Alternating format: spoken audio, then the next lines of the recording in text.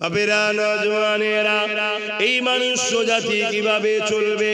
এই মনুষ্য জাতির জন্য মহান স্রষ্টা রব্বুল আলামিন যুগে যুগে যুগে একজন করে পথ প্রদর্শক নবী রাসূল মেসেঞ্জার আওতার পাঠিয়েছে এবং আসমানি কিতাব পাঠিয়েছে।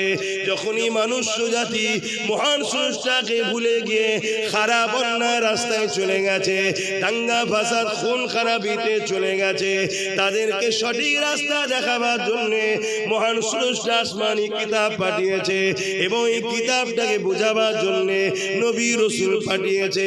এই পৃথিবীর জমিনে 1,00,000 মতান্তর 2,24,000 নবী রাসূল মেসেঞ্জার আওতার এসেছে। সবাইকে সম্মান করি, সবার উপরে ঈমান আনি, সবাই সত্যবাদী ছিল, সবাই হকের উপরে ছিল এবং পৃথিবীর জমিনে মোট 104টে কিতাব এসেছে। সব কটা কিতাবই হক, সব কটা কিতাবই সত্য। কিন্তু মনে রাখবেন, আজ থেকে 2000 বছর আগে ঈসা আলাইহিস সালাম চলে যাবার পর 500 বছর পার হয়ে যায়।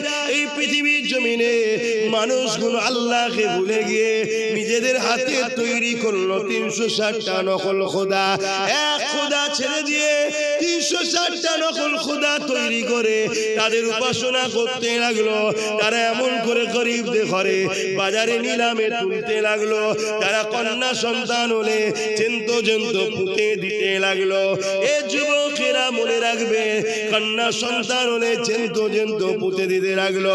আজকে যেমন আমেরিকা পৃথিবীর সুপার পাওয়ার, সেই দিনে সুপার পাওয়ার ছিল রোম, ছিল পারস্য ছিল, যারা এমন কিনা পৃথিবীর জমিনে অন্যায় অত্যাচার রাজধানী খুন খারাপিতে তারা ভরিয়ে দিয়েছিল।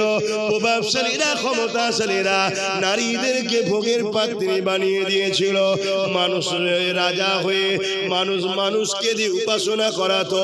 রাজাদের ঘরে মানুষ সেজদা করত, রাজাদের মূর্তি তৈরি করে তাদের উপাসনা করত। এক কথায় আল্লাহর জমিনে মানুষগুলো মহান স্রষ্টাকে ভুলে গেল। হিংসা, অশান্তি, দাঙ্গা ফাসাদ, খুন খারাপি, অশান্তির দাবানল পৃথিবীতে দাও দাও করে জ্বলছে। পৃথিবী ধ্বংসের দিকে যাচ্ছে। কোমরে দড়ি বেঁধে গরিবের ঘরের ছেলেদেরকে বাজারে তুলে নিলামে বিক্রি পর্যন্ত করা হচ্ছে।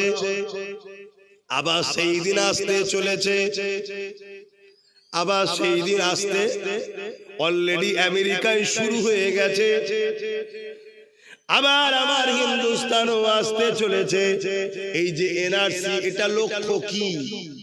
কম পয়সায় লেবার তৈরি করো, এর নাম হলো এনআরসি। কম পয়সায় লেবার তৈরি করো, গরিবের ছেলেদের ঘরে ক্যাম্পের মধ্যে রাখো। বড় বড় কোম্পানিরা আসবে, ওই ক্যাম্পের মধ্যে পুরো খাঁচা দিয়ে ঘেরা থাকবে, ফোর্স দিয়ে পাহারা থাকবে। ওখানে লেবার সব গরিবের ছেলেরা থাকবে, শুধুমাত্র জানটুকু বাঁচার জন্য খেতে পাবে।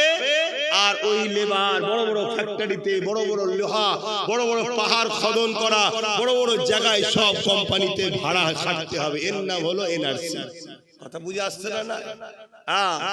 তো সেই জায়গাতে আবার শুরু হচ্ছে এই যে গোলামি প্রথা, এই যে দাসত্ব প্রথা। শুধু বড় লোকরাই বাঁচবে, গরিবদের বাঁচার অধিকার নাই। এই প্রথাকে ভেঙে দিয়ে মানুষের সমান অধিকার দিবার নাম হলো ইসলাম। জোরে বলুন সুবহানাল্লাহ। আমরা তো ইসলামকে ভুলে গেছি, আমরা ইসলামকে তো অন্য রাস্তায় চালাচ্ছি। মনে রেখে দিও, রাসূলের সুন্নাতকে যে মানলো সে রাসূলকে ভালোবাসলো। কিন্তু সময় কম, এত বিস্তারিত বলতে পারবো না। 1500 বছর আগে কন্যা সন্তান হলে জ্যান্ত পুঁতে দিত।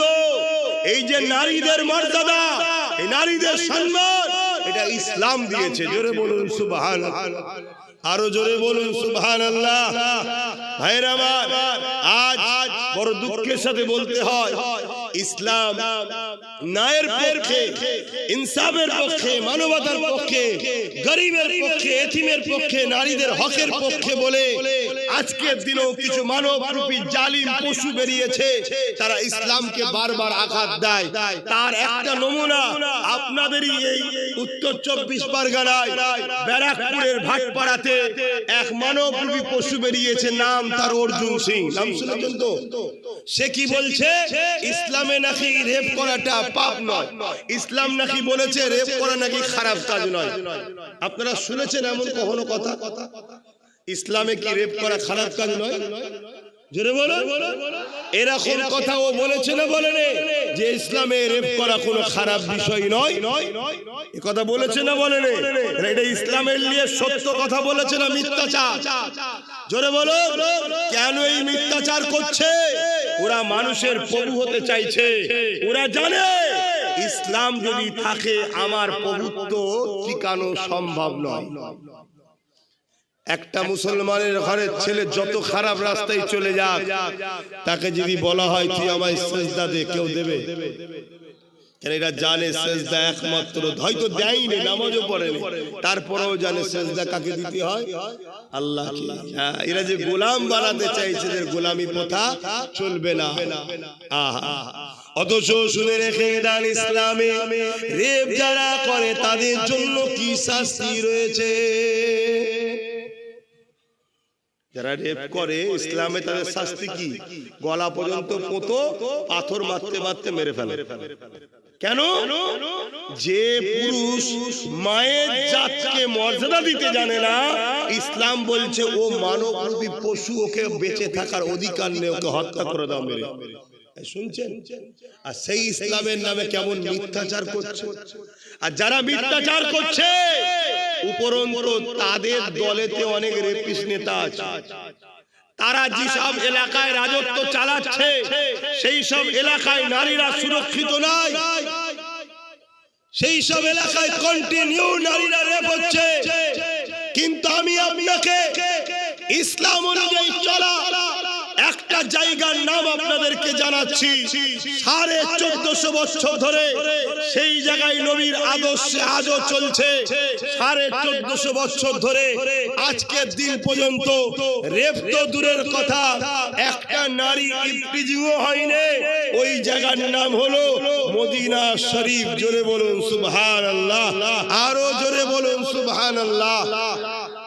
যেখানে রেপ তো দূরের কথা, 1450 বছরের ইতিহাসে একটা রেপও তো হয়নি। রেপ তো দূরের কথা, কোন নারীকে কোন পুরুষ টিটকিরিও মারেনি।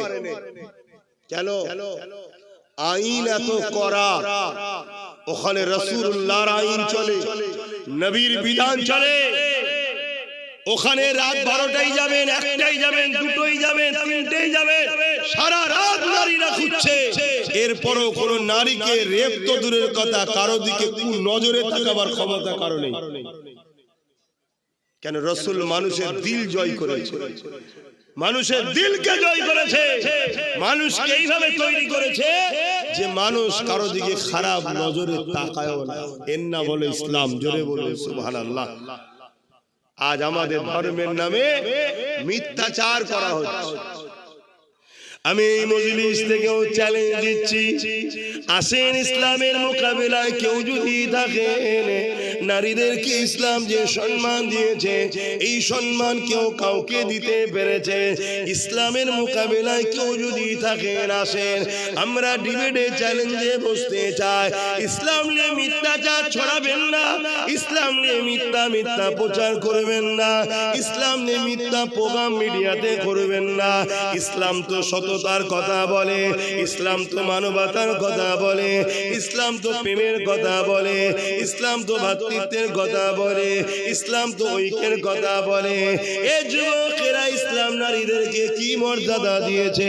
আল্লাহ নবী বলতে লাগলে, এ মক্কার মানুষেরা যারা এক আল্লাহকে মানত না, যারা কন্যা সন্তান হলে জেন্ত পুঁতে দিত, আল্লাহ নবী তাদেরকে বলতে লাগলো, এ দুনিয়ার মানুষেরা, মক্কার মানুষ মানুষেরা তোমরা নারীদেরকে জিন্তু কেন পুঁতে দাও? তারা বলতে লেগেছিল, মুহাম্মদ, নারীরা হলো অশুভদের বাঁচার অধিকার নাই। আল্লাহ নবী তাদেরকে বুঝাতে লাগলেন, না, নারীদের কোনো অশুভ নয়, নারীদের কি দোষ আছে? মহান স্রষ্টা যিনি মায়ের পেটে পুত্র সন্তান বাড়ায়, তিনি তো কন্যা সন্তান বাড়ায়। কেননা পুত্র সন্তানেরও দরকার, কন্যা সন্তানেরও দরকার। পুরুষ আর নারীর বিবাহ মধ্য দিয়ে এই জমিনের উপরে সন্তান তৈরি হবে, এই মিলনের মাধ্যমে এই জমিনের সন্তান তৈরি হবে। এই জন্য তো মহান স্রষ্টা এই সিস্টেমটা চালু করে রেখেছে। তাই তোমরা কন্যা সন্তানকে মেরে দিও না। আল্লাহ নবী আরো বুঝাতে লাগলে, কারো ঘরে যদি প্রথমে কন্যা সন্তান হয়, এর মানে ওই বাবাকে মহান স্রষ্টা জান্নাতের সংবাদ দেয়।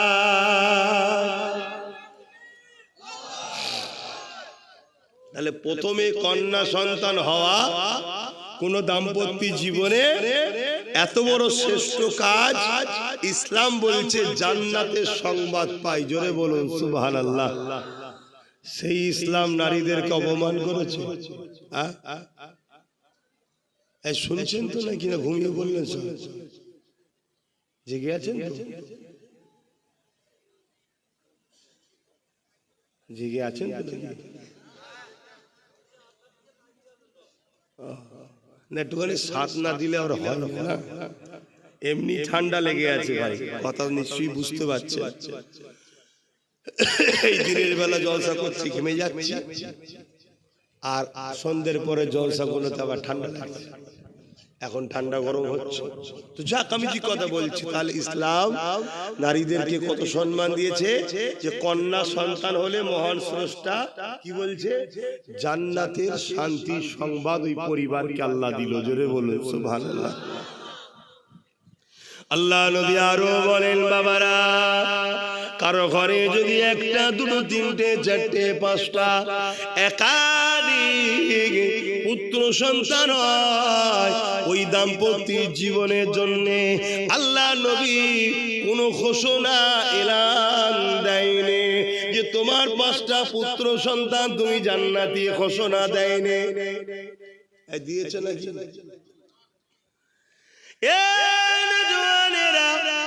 আব্বারা, মায়েরা, বোনেরা, মনে রেখে দেন, ইসলাম নারীদেরকে কত মর্যাদা দিয়েছে আল্লাহ নবী। অথচ জানিয়েছে কোন বাপ মার দাম্পত্য জীবনে একটা, দুটো, তিনটে, পর পর যদি 3টে সন্তান কন্যা সন্তান হয়, ওই বাপ মা যদি কন্যা সন্তানকে আল্লাহ দিয়া নিয়ামত মনে করে, মহান স্রষ্টা দিয়া নিয়ামত মনে করে, ওই 3 কন্যাকে লালন পালন করে বড় করে তার যদি বিবাহ দিয়ে দিতে পারে, আল্লাহ নবী দুটো আগুন তুলে দেখাচ্ছে যেভাবে পাশাপাশি রয়েছে ওই 3 কন্যার বাবা আর আমি রাসূলুল্লাহ আল্লাহর জান্নাতে পাশাপাশি থাকিব। আরো জোরে বলুন সুবহান। বলে আর এখন কি হচ্ছে, কন্যা সন্তান পেটে থাকলে হসপিটালে পয়সা দিয়ে মেরে দেওয়া হচ্ছে। এরা মানুষ, এরা সব মানব রূপী দুপায়ে পশু, যারা নারী সন্তান হওয়ার জন্য তাকে এত অবজ্ঞা করে। মনে রেখে দিও, আল জান্নাতু তাহতা আকদামুল উম্মাহাত, প্রত্যেকটা পুরুষের জান্নাত হলো নারীর পায়ের তলায়। প্রত্যেকটা পুরুষের জান্নাত কোথায় বলো? নারীর পায়ের তলায়। আল জান্নাতু তাহতা আকদামুল উম্মাহাত, প্রত্যেকটা ছেলে অর্থাৎ পুরুষ, ছেলে তো পুরুষই হয়, তার জান্নাত তার মায়ের পায়ের তলায়। মা তো নারী হয়, নারীর পায়ের তলাতে শ্রেষ্ঠ নিয়ামতের জায়গা জান্নাতকে ইসলাম রেখেছে। জোরে বলুন সুবহানাল্লাহ। সেই মায়ের মর্যাদা, নারীর মর্যাদা ছিল না। আজকেও সমাজে ঘুরে ঘুরে দেখে নারীদের সম্মান নাই। বৃদ্ধাশ্রমে মাকে রেখে আসছে। কোন ছেলে যদি তার মা ওই ছেলের ব্যবহারে যদি একবার আওয়াজটা করে, আল্লাহ রসুল বলছে ওই ছেলে জাহান্নামে যাবে। পৃথিবীর সব মলি সাহেবদের দিয়েও দোয়া করিয়ে জান্নাতে নিয়ে যেতে পারবেন ওই ছেলেকে। শুনছো? মা বাপকে ভালোবাসবে। মা হলো জান্নাত আর বাপ হলো জান্নাতের দরজা। ভালোবাসবে, পিয়ার করবে। সময় কম, কি হবে? সময় কম, আলোচনা করতে সময় এক্ষুনি আজ না, সম্ভব না। আমি অন্য জায়গায় টাইম দিয়ে রেখেছি, সময় নেই। তো যাই হোক, আমি এসেছি তো কি হয়েছে? আমি এসেছি, এই তোমার কপাল ভালো যে আমি এসেছি তোমার কাছে। আমি এসেছি, এটাই তোমার কপাল অনেক ভালো বাপ। এটাই কপাল ভালো যে এসে গেছি। না এলে ব্যাস ওই যা হয়ে যাবে। শুনছেন তো? তাহলে ইসলাম নারীদেরকে কত সম্মান দিয়েছে। সেই ইসলাম কে আজকে আঘাত দেওয়া হচ্ছে। অনেকে আবার বলে যে এতই যখন মর্যাদা দিয়েছ তাহলে বোরখা পরাও কেন, হিজাব পরাও কেন, পর্দা রাখো কেন? শোনো, আমরা রাখবো কেন? ইসলাম অর্থাৎ মহান স্রষ্টা নারীদেরকে পর্দার কথা বলেছে। কেন? পর্দায় নারীর মর্যাদা, দাম, মূল্যকে বুঝিয়েছে। জোরে বলুন সুবহানাল্লাহ। যে জিনিস যত দামি হয় তার প্যাকিং তত দামি হয়। যে জিনিস যত দামি হয় তার সিকিউরিটি তত দামি হয়। যে জিনিস যত দামি হয় তার নিরাপত্তা তত দামি হয়। যে জিনিস যত দামি হয় তাকে তত সাবধানেও রাখতে হয়। পুরুষরা হলো রাস্তার ফুটপাতের পাথরের ন্যায়, আর নারী হলো হীরের ন্যায়। জোরে বলুন সুবহানাল্লাহ। তাই হীরেকে লাল কাপড় জড়িয়ে, মখমলের কাপড় জড়িয়ে আলমারির মধ্যে, লকারের মধ্যে রাখতে হয়, কেন এটা দামি। শুনছেন তো? আর পুরুষ ওই ফুটপাতে পড়ে থাকা, লড়ি লড়ি পড়ে আছে, কেউ নেই। আমার মায়ের জাতেদের মহান স্রষ্টা এই পর্দা দিয়ে বুঝিয়ে দিয়েছে, তোমাকে আমি বড় নিয়ামতওয়ালা, ইজ্জতওয়ালা, দামি করেছি। তাই তোমাকে নিরাপত্তায় রাখতে হবে, তোমায় সিকিউরিটি হয়ে থাকতে হবে, তোমাকে ঢেকে রাখতে হবে, তোমাকে ফেলে রাখার জিনিস নয়, খুলে রাখার জিনিস নয়। কেন? তুমি হিরে চুরি হয়ে যাবে। পুরুষ ও রাস্তার পাথর। কথা বুঝে আসছো তো নাকি? তাহলে বলুন, সেই ইসলামের উপরে মিথ্যাচার হচ্ছে, এটাই আমাদেরও দোষ আছে না? না, আমাদেরই তো দোষটা বেশি। কেন? আমরা আমাদের ধর্ম থেকে তো সরে গেছি, ইসলামের আদর্শ থেকে অনেক সরে গেছি। তাই যে যা খুশি বলে নিচ্ছে ইসলাম নিয়ে। তো যাক, আসেন একটু সালাম পড়িয়ে দোয়া করতে হবে। একটু সালাম দেবো, দাঁড়িয়ে দেন তো নাকি? আসেন ইয়া নবী সালাম।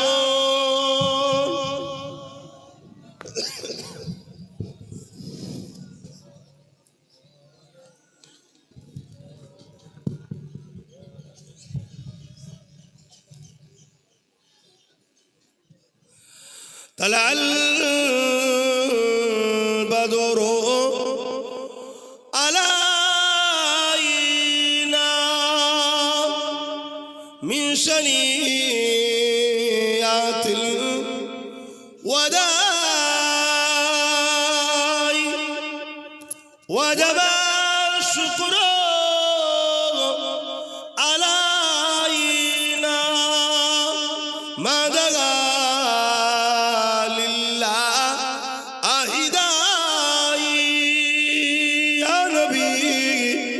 سلام يا رسول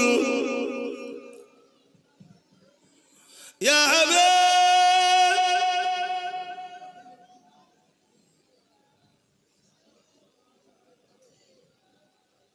এই মানুষগুলোই যখন আবার ঝান্ডা হাতে পায়, এদের তেজ আলাদা হয়ে যায় না? হ্যাঁ, কি অবস্থা! তোমাদের দেখে আমার আফসোস হচ্ছে, তোমাদের দেখেই আমার আফসোস হচ্ছে যে কি অবস্থা মুসলমানদের। এক তো দাঁড়িয়ে আছে, দেখেন কোনো নীতি রীতি কিছু সিস্টেমই নাই। এই যেখানে পাচ্ছে কে আলে কে ওখানে। একটা মুরব্বী তো দেখছিলাম সেই গাছতলাতে, এখনো মনে আছে, হ্যাঁ রয়েছে, বসে পড়েছে। তোমরা হাসছো, তোমাদের খেয়াল নেই আগামী দিন তোমাদের কি হারে মারা হবে তোমরা জানোই না। তোমাদের চোখের সামনে তোমাদের মা বেটিতে করে বাজারে তুলে নিলামে বিক্রি করা হবে, তোমরা জানো না। হ্যাঁ এই কথা রেকর্ড হচ্ছে। আমি এই কথা বলারই লোক, এই দম আছে আমার, কলজি আছে বলা। তুই মিলিয়ে দেখে লিও আমার কথা যদি বেঁচে থাকো। কেন? সব ভবিষ্যৎবাণী করে দিয়ে আছে আমার নবী, সব বলে দিয়ে গেছে, সব বলে দিয়ে গেছে। যখন এই রাস্তায় তোমরা যাবে তোমাদের এই এই এই পাওনা হবে, সেই দিকে তোমরা যাচ্ছ, তোমাদের হুঁশই নাই। তোমাদের কি করা দরকার, কি জন্য তোমাদেরকে মহান স্রষ্টা বানিয়েছে, তোমাদের কি কাজ, তোমরা কিছুই জানো না, সব উল্টো করছো। আজকে একটা ভালো জায়গায় এসেছো, সেখানে দেখো না হাল, দেখো কোথায় কোথায় সব ছড়িয়ে ছিটিয়ে, যেন মনে হচ্ছে কি একটা হচ্ছে। তাহলে বলো, একটা তোমরাও সাথ দিলে তবে তো আমরাও দুটো কথা বলতে পারি। হ্যাঁ, আল্লাহ রসুল বলেছেন, আমার হযরতে ইমামে গজ্জালি হুজুর বলছেন, যখন দেখবে মানুষের অন্তর থেকে মুসলমান দাবি দেয়, আমি অমুসলিমদের কথা বলতে আছি, মুসলমানদের অন্তর থেকে যখন নবীর প্রেম ও আদব কমে যাবে, তাদের নবীর উপরে সমাজে আমভাবে কথা হবে, মুসলমান সেলিয়ে যখন কোনো প্রতিবাদ চিন্তায় থাকবে না, তাহলে ওই মুসলমানকে এটাও দেখতে হবে অচিরে তার মা বেটি বোনেদের বাজারে নিলামে বিক্রি করা হবে। তোমাদের হাতে কিচ্ছু ক্ষমতা নেই, তোমরা কিচ্ছু করতে পারবে না। কথা বুঝে আসছে? অনেক ভুল করছো, এখনো সময় আছে, শুধরে যাও, শুধরে যাও, পরিবর্তন হও, নিজের ধর্মকে ভালোবাসো, পিয়ার করো। অন্যের ধর্মের পক্ষে বিপক্ষে কিছু বলারও দরকার নেই, আর যাবার মানারও দরকার, কিন্তু নিজেরটাকে তো নিজে মহব্বত করো, পিয়ার করো, অনুসরণ করো। হ্যাঁ, দুনিয়াদারি জিন্দেগিতে কাজ কারবার ব্যবসা বাণিজ্য করতে হবে, সেটাও তোমার ধর্মের মধ্যে, কারণ ইসলাম হলো কমপ্লিট ধর্ম। ইসলামে বিজনেস করাও শেখানো আছে। আর পৃথিবীতে 1,10,00,000 যাদের সংখ্যা ইহুদি, তারা পৃথিবীকে চালাচ্ছে এখন, পুরো পৃথিবী তাদের হাতে। আমরা জানি আমেরিকা চালায়, কিন্তু না, আমেরিকাকেও নিয়ন্ত্রণ করে ইহুদিরা, যাদের সংখ্যা 1,10,00,000 মাত্র। কিসের জন্য? তারা বলেছে মুহাম্মদ রাসূলের বিজনেস পলিসিকে আমরা ফলো করে পুরো পৃথিবীতে আমরা সবথেকে ধনী আমরা। কথা বুঝে আসছে? তারা আমার নবীর সিস্টেমকে নিয়ে তারা আজকে গেনার, আর আজকে আমরা লোভ লালসা, গান ফাংশন, যাত্রা, সিনেমা, এটা তো প্ল্যান মাফিক আমাদেরকে এইদিকে ঢুকানো হয়েছে। কারণ এ জাত যদি জাগে, আচ্ছা আচ্ছা ফেরাউনের ঘুম হারাম হয়ে যাবে। এজন্য তোমাদেরকে ঘুমানো হচ্ছে, তোমাদেরকে বিভিন্ন দুনিয়ার রঙিন রঙেতে জড়িয়ে দেওয়া হচ্ছে প্ল্যান মাফিক, তোমাদের হুঁশই নাই। আর আমরা যখন এসে বুঝাতে চাই, তোমাদের হাল তো এইরকম, দূরে দূরে দূরে দূরে দূরে দূরে সব। তো যাক, আসেন একটু সালাম দিচ্ছি, যদি পারেন যদি জবান খুলে পড়ে নবীকে সালাম দিচ্ছেন, আদবের সাথে দেন। ইয়া নবী সালাম, ইয়া রাসূল, ইয়া হাবিব,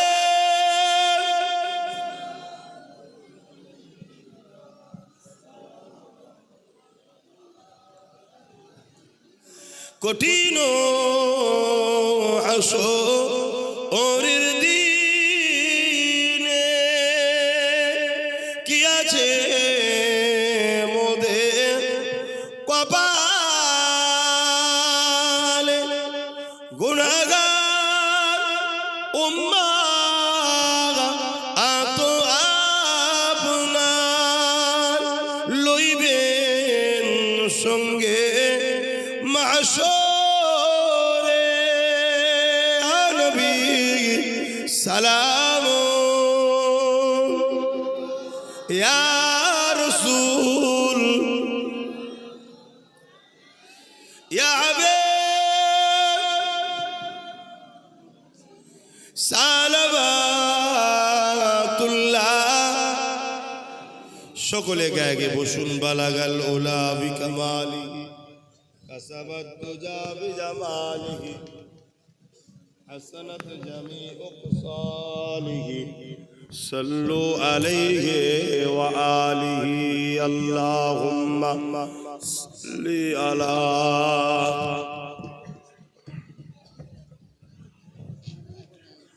সকলে বিসমিল্লাহ শরীফের সঙ্গে দরুদ শরীফ সূরা ফাতিহা শরীফ ইখলাস শরীফ তেলাওয়াত করুন দোয়া চাওয়া হবে সকলে তেলাওয়াত করে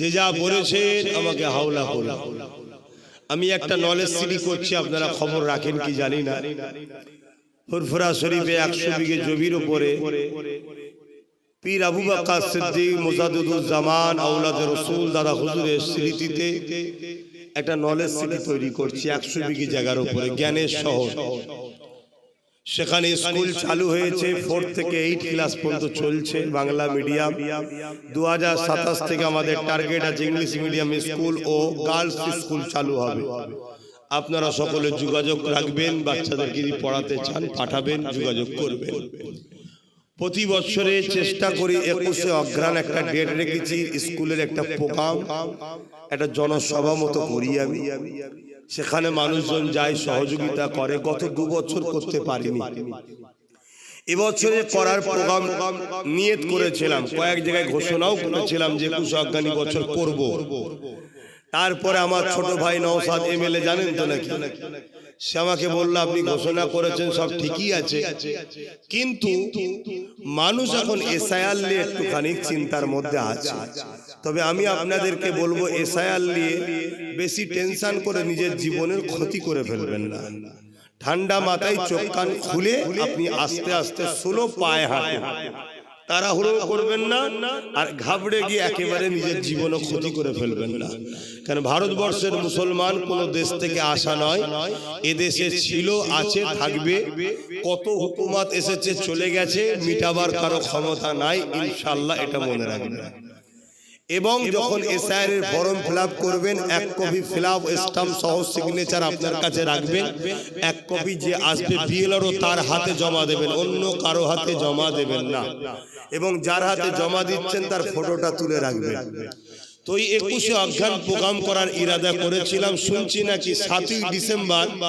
খরসার একটা নোটিফিকেশন বা একটা লিস্ট দেবে তো ওই সময়টা আমার মনে হয় এলাকায় থেকে একটু নামের সিরিয়ালগুলো দেখা দরকার তাই আমাদের আলোচনার মাধ্যম দিয়ে এবছরও প্রোগ্রামটাকে স্থগিত রাখার চেষ্টা হচ্ছে 21 অগ্রহায়ণ প্রোগ্রামটা আমরা করছি না কেন তারপরের দিনই 8ই ডিসেম্বর 21 অগ্রহায়ণ হচ্ছে দেখা যাবে 7 তারিখ 8 তারিখ 9 তারিখ বিভিন্ন কাজের মধ্যে মানুষ জড়িয়ে থাকবে আর এই বিষয়টা খুব জটিল বিষয় এটা সজাগ হতে হবে কথা বুঝে আসছে কেন অনেক রকম চক্রান্ত চলছে তবে মনে রাখবেন যদি এসআইআর এ কারো নাম বাদ যায় এর জন্য কেন্দ্র সরকার যেমন দোষী রাজ্য সরকারও সমানভাবে দোষী কেন্দ্র সরকারও যেমন এসআইআর করছে রাজ্য সরকার অর্থ ও অফিসার দিয়ে এসআইআর করছে এটা মনে রাখবেন তাই সেই জায়গাতে কারো নাম যদি বাদ যায় ওই বিএলআরওর একটা কোনো ফটো নাম ফোন নাম্বার তথ্য রাখবেন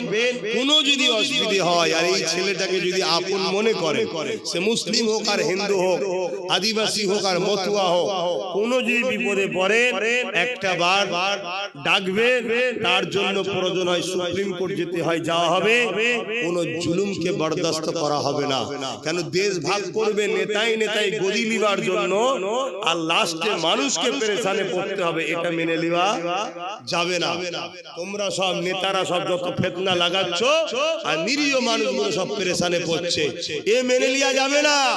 এবারে মানুষকে সংগঠিত হতে হবে, গরিবকে সংগঠিত হতে হবে। যে পাগলামি করবে তার পাগলামির ভূতকে নাবাতে হবে মাথা থেকে। বলুন ইনশাআল্লাহ। তাতে আমার কোন অমুসলিম ভাইয়ের উপর জুলুম হলে তার পাশে আমরা আছি না নাই? হাত তুলে বলুন আছি না নাই?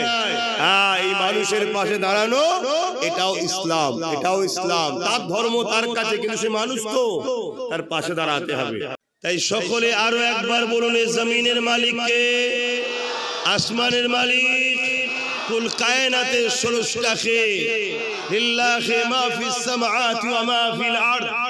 জমিন আসমান এবং এর মধ্যে যা কিছু আছে সব কিছুর একজন মালিক, তিনি হলেন আল্লাহ। জোরে বলুন সুবহানাল্লাহ।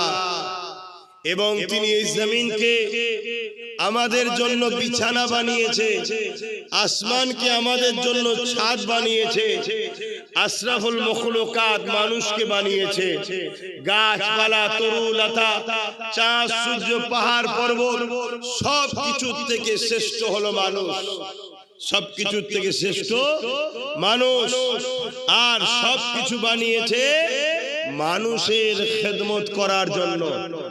এই সূর্য আমাদের খাদেম, চাঁদ আমাদের খাদেম, এই গাছপালা তরুলতা বিভিন্ন রকম শাক সবজি ফল মূল সব কিছু মানুষের আহারের জন্য মহান স্রষ্টা বানিয়েছেন। তাহলে মানুষকে কেন বানিয়েছেন এটা জানা দরকার আছে না? না, এটাই তো কাজ আমাদের। কে এই সামান্য এইটুকু প্যান্ডেল রাখতে গিয়ে কত বাঁশ খুঁটি হিসাবে ব্যবহার করতে হয়েছে। এই বিশাল আসমান বিনা খুঁটিতে যিনি রেখেছেন তিনি কে? এই আজ জমিনটা পানির উপরে ভাসমান, এই জমিন পানির উপরে ভেসে আছে। এই জমিন যখন তৈরি হয় পানির উপরে, জমিন তখন টলমল করছিল। মহান রব্বুল আলামিন এই টলমল জমিনে আমরা বসবাস করতে পারবো না। দেখবেন কখনো নৌকো পার হলে ঠিকভাবে দাঁড়ানো যায় না। এই টলমল জমিনের উপরে আমাদের জিন্দেগি করা বড় অসুবিধা হবে। এই জন্য মহান স্রষ্টা এই জমিনকে স্থির রাখার জন্য, যাতে নড়নচড়ন না করে, আমরা তক্তা বা বিভিন্ন জিনিসকে পেরেক দিয়ে সেটে টাইট করি। মহান রব্বুল আলামিন পাহাড়কে পেরেক হিসাবে ব্যবহার করে এই পৃথিবীকে সেটে দিয়েছে। জোরে বলুন সুবহানাল্লাহ। তিনি কত মহান, তিনি কত মহান। তিনি আমাদেরকে পাহাড়ের থেকেও শ্রেষ্ঠ বানিয়েছে। পাহাড় তো আমাদের উপকারের জন্য বানিয়েছে, তাহলে আমাদেরকে কেন বানালেন? আমাদেরকে বানিয়েছে যে জন্যে, এটা শিক্ষা দিবার জন্য। তিনি যুগে যুগে দুজন করে জিনিস পাঠাতো, দুটো। একটা হলো তিনার মনোনীত নবী রাসূল মেসেঞ্জার আওতার প্রফেট, তিনি আমাদেরকে শিক্ষা দেবে, এবং আসমানি কিতাব তিনার গাইড বুক। কেন আমাকে যিনি বানিয়েছে, আমার থেকে আমার জন্য কোনটা ঠিক কোনটা বেঠিক তিনার থেকে বেশি ভালো কেউ জানে না। প্রতিটা জিনিস দেখবেন, এই ঘড়ি কিনলে ঘড়ির সাথে একটা নোটবুক দেয়, মোবাইল কিনলেন মোবাইলের সঙ্গে একটা গাইড বুক দেয়। ঠিক তেমন মহান স্রষ্টা আমাদের জন্য যুগে যুগে আসমানি কিতাব পাঠিয়েছে, আর ওই কিতাবকে বুঝাবার জন্য নবী রাসূলদের পাঠিয়েছে, যাতে করে আমরা সঠিক রাস্তায় চলি। কিন্তু মানুষ সর্বসময় ইবলিস শয়তানের ধোঁকায় পড়ে ভুল রাস্তায় চলেছে। মহান স্রষ্টা আমাদেরকে পরীক্ষা লিবার জন্য এই জমিন নামক স্থানে পাঠিয়েছে, যেখানে গিয়ে আমার বান্দা বান্দি মানুষগুলো আমাকে ভুলে যায় নাকি দেখবো। এটাই হলো আমাদের পরীক্ষা। ঠিক আজ থেকে 570 খ্রিস্টাব্দে 12 রবিউল আউয়ালে সোমবার শুভে সাদেকের সময় সর্বকালে সর্বশ্রেষ্ঠ নেতা, সর্বকালে সর্বশ্রেষ্ঠ শিক্ষক, দোনো জাহানের সুলতান, নবীরে নবী আহমদে মুস্তফা মুহাম্মদ মুস্তফা সাল্লাল্লাহু আলাইহি ওয়াসাল্লামকে আমাদের জন্য কিয়ামত পর্যন্ত যত মানুষ আসবে তাদের জন্য পথ প্রদর্শক রাসূল নবী করে পাঠিয়েছে। এবং তিনি যে কিতাব নিয়ে এসেছে ওই কিতাবটা হলো কোরআন শরীফ। ওই কোরআন হলো পৃথিবীর মানুষের জন্য মহান স্রষ্টার পক্ষ থেকে আখিরি চূড়ান্ত আসমানি গ্রন্থ কোরআন কালামুল্লাহ।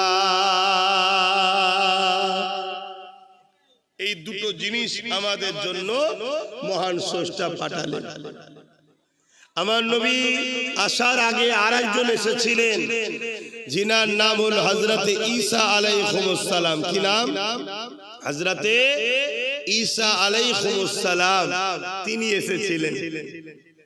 তিনি এসো মানুষকে লা ইলাহা ইল্লাল্লাহ, আল্লাহ के सिवा दूसरा कोई माबूद ही नहीं, এবং সেই আল্লাহ কি জন্য তোমাদেরকে বানিয়েছে এই শিক্ষা দিয়েছে। অনেকের ধারণা যে ইসলাম নাকি ১৫০০ বছরের। অনেকের ধারণা, এই ধারণাটা সম্পূর্ণ ভুল। ইসলাম তো সেদিন থেকে ধর্ম মানুষের জন্য হয় যেদিন এই পৃথিবীতে জান্নাত থেকে দুজন এসেছিলেন। একজনের নাম আদম আর একজনের নাম হাওয়া। আদমটা আমাদের কে হয়? জোরে বলো। আমাদের আব্বা জান। আমাদের বলতে কি মুসলমানদের?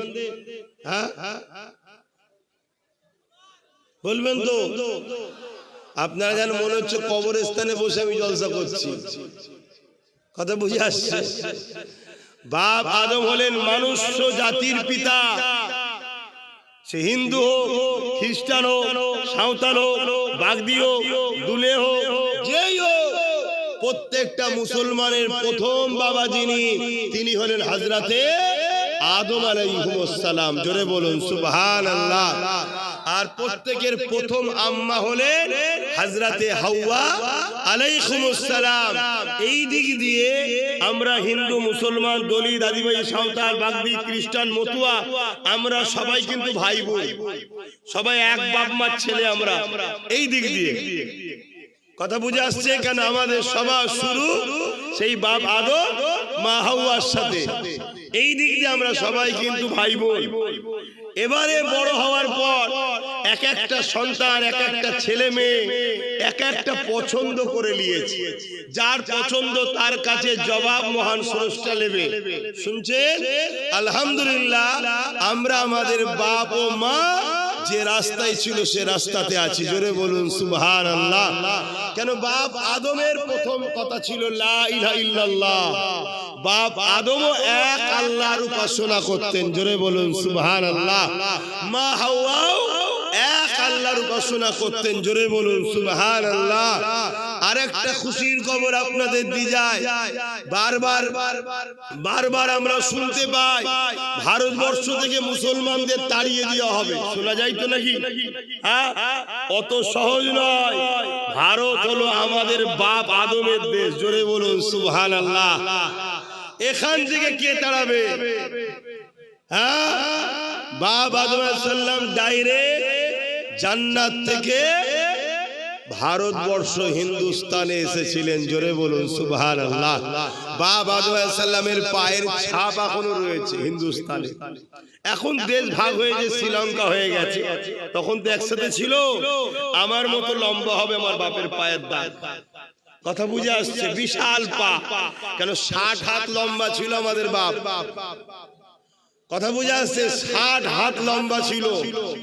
আগেকার মানুষরা এরকম লম্বা হতো। আস্তে আস্তে তো মানুষ বেটে হচ্ছে।